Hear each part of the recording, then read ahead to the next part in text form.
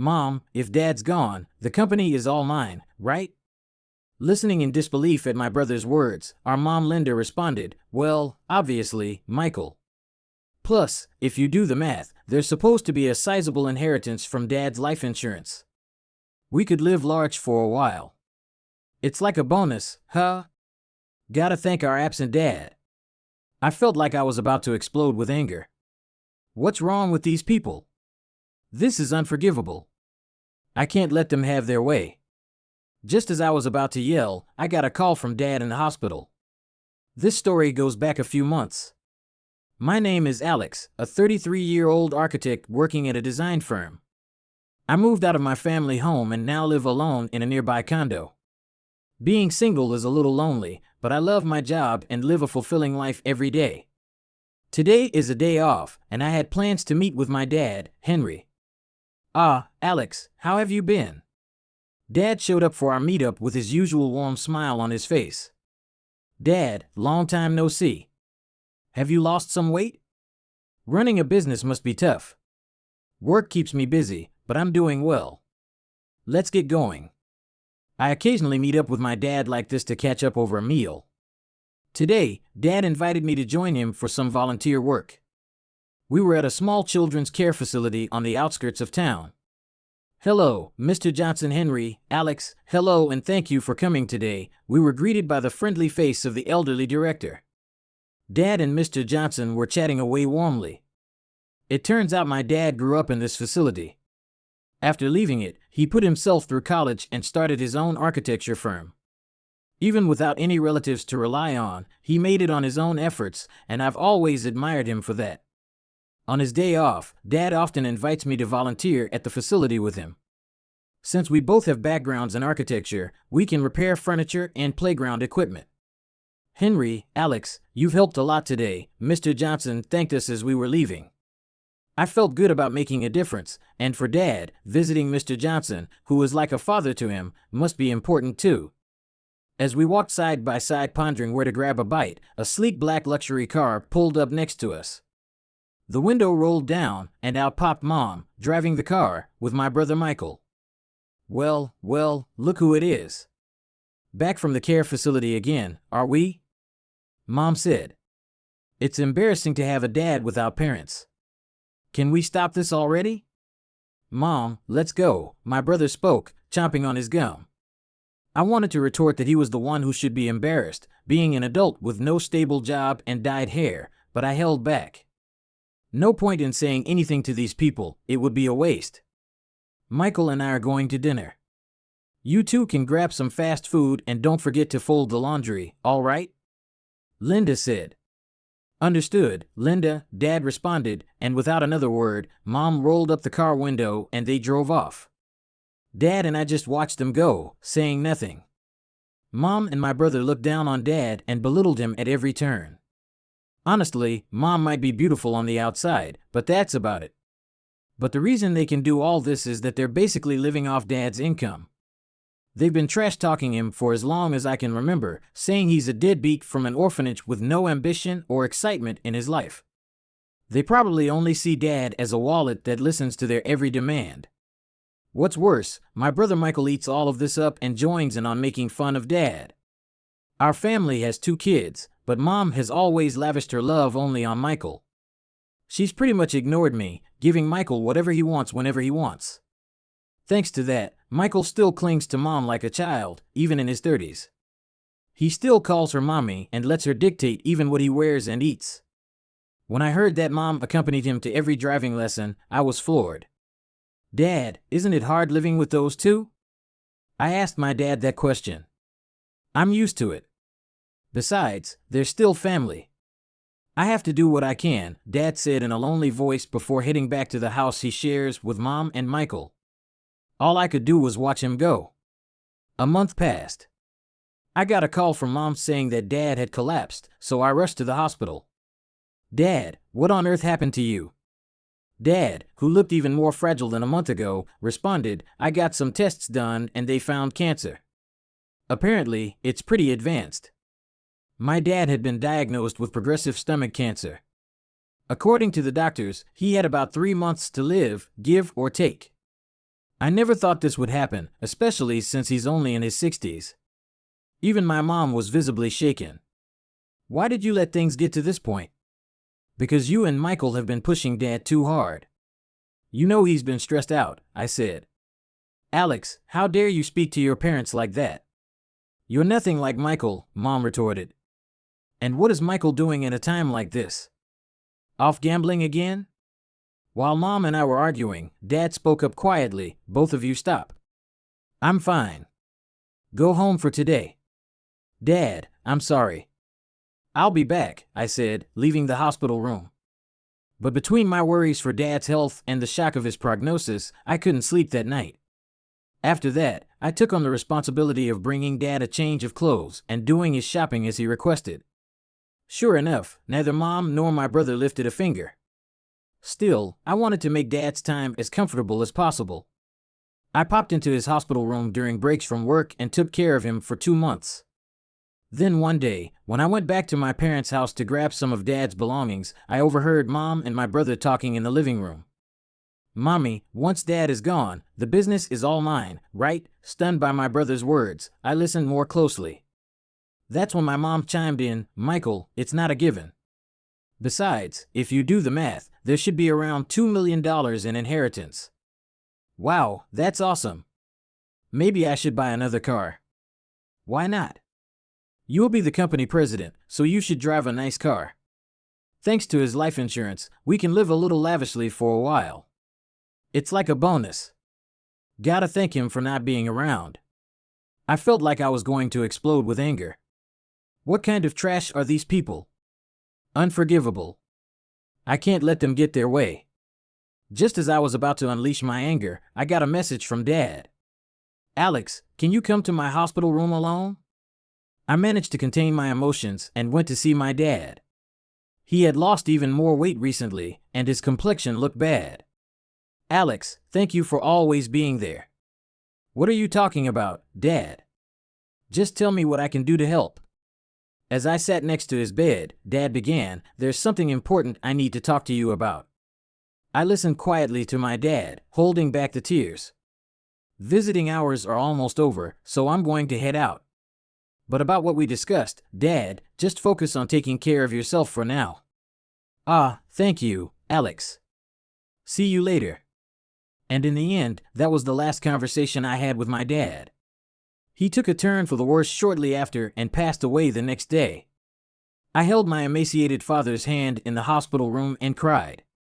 My mom and brother also put on a show of tears, but only this time. Things got pretty tough after that. Mom was technically in charge of the funeral, but of course, she didn't lift a finger. Instead, she showed up at the funeral all dolled up in makeup and tried to cut corners on the costs. He doesn't even have any relatives. Why not keep it simple, she said. Dad's coworkers and business associates are coming to the funeral. Don't embarrass us with that kind of talk, I responded. And today, while getting his necktie tied by Mom, Michael chimed in. Just be quiet. Just do what Mom says. If it's about money, I'll handle it. Don't waste money on a dad like that. At least let me give Dad a proper send-off. So I ended up taking charge of the entire funeral. It seemed Dad was well loved by many people. Lots of folks came to pay their respects, and that made me really happy. About a week had passed since the funeral ended. That's when Mom spoke up. Now that we are a family of 3, we finally got that person out of the picture. Now the $2 million inheritance is all ours, right, Michael? And Dad's company too. Man, I'm finally going to be the boss. Listen up, Alex, you better give up your inheritance, got it? Just after the funeral had ended, they were already talking about this stuff. Annoyed, I replied, Dad had already arranged all the inheritance matters with the lawyer. I have the contact details. What? Why didn't you say that sooner? Call the lawyer right now. That's right, Alex. Hurry up. So I dialed the number on the business card that Dad had given me. Not long after, the lawyer, a woman in her mid-30s, arrived. I'm Attorney Williams. I've been authorized by Henry to handle matters concerning the inheritance. I'm very sorry for your loss. While shaking hands and greeting the lawyer, my brother groaned and said, Wow, I thought lawyers were all old dudes. You're quite the looker. Got a boyfriend? Oh, Michael, do you like her? Mommy prefers someone younger. Knock it off, both of you. Thank you for coming all this way. Please come in.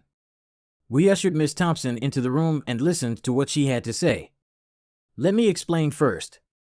First of all, concerning the company, Henry had told me before he passed that it would be transferred to an acquaintance's company. I've been proceeding with the paperwork. What? The one who raised his voice was my brother. What does that mean? I was supposed to become the CEO. I've heard nothing of the sort. For the sake of the employees, the company will be merging with a trusted and skilled company that your father was fond of. The other company has already agreed, so there's nothing that can be done. That damn outsider. Damn it, my mom hurriedly chimed in. Michael, calm down. The inheritance is ours, right? It should be around $2 million, shouldn't it? Miss Thompson answered in a matter-of-fact manner, no, there's nothing like that. The company was not doing as well as you think, and any remaining assets have been used to prepare for the company's transfer. What? What about our money? There should be $2 million coming in. Mommy, what's going on? Linda has received a substantial life insurance payout. She has left a will expressing the desire to gift that money. What are you talking about? We've already spent that on a new car. Hey, lawyer, Dad had multiple insurance policies, right? What about those other payouts?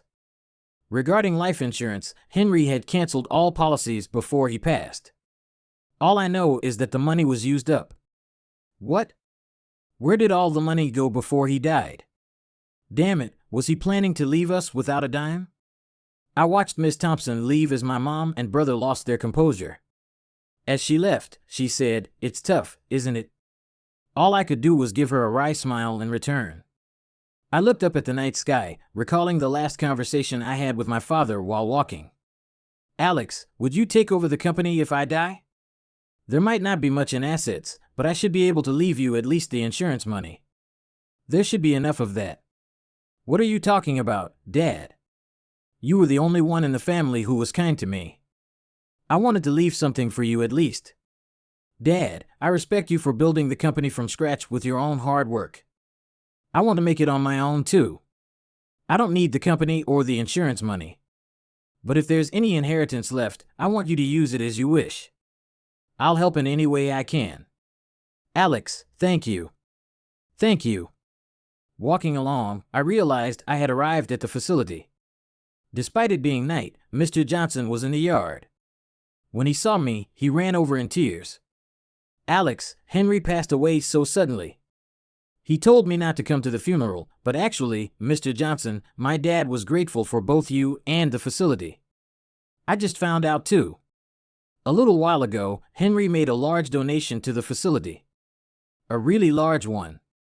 Now we can buy the things the kids need. We might even be able to renovate. Thank you, but I wish Henry could have lived. I wish he could have been happy. While comforting a tearful Mr. Johnson, I found myself crying too.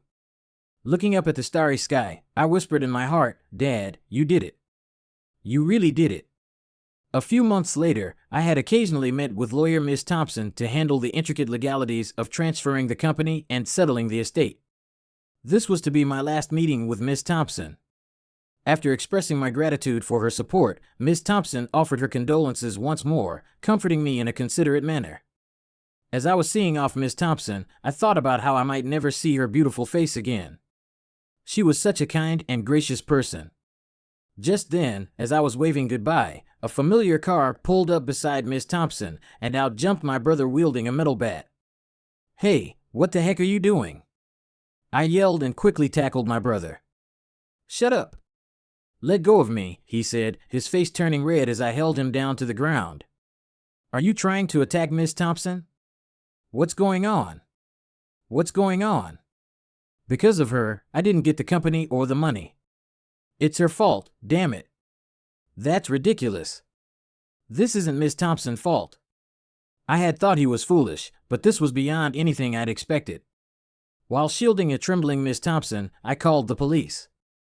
Inside my brother's car, not just a bat, but also a rope and a stun gun were found, clearly weapons. He was swiftly arrested. When our mother found out, she fumed, "You'd send Michael to jail? Your own family? How heartless." I replied calmly, "I no longer consider you or him family. My only family was my late dad. I'm cutting ties with the both of you." Mom was still ranting, but I ignored her and cooperated fully with the police investigation. I later found out that my brother had also been repeatedly harassing Miss Thompson online, making vulgar comments and slandering her. Threats had even been made, and the police were in the process of identifying him. My brother was sentenced to jail for his attempted attack on Miss Thompson. She also sued him in civil court for defamation, and he was ordered to pay damages too. Please take every penny he has if that'll make him reflect on his actions. I'm truly sorry for all this, I said. Upon my apology, Miss Thompson gave a faint smile and said, "I'll do just that. Thank you for saving me from a dangerous situation. From now on, I hope you at least find happiness, Alex." Several months later, when spring arrived, I found myself at Sakura Garden. Today wasn't for volunteering, it was a business meeting. Thanks to the funding from my father's donation, the aging facility was planning on a renovation.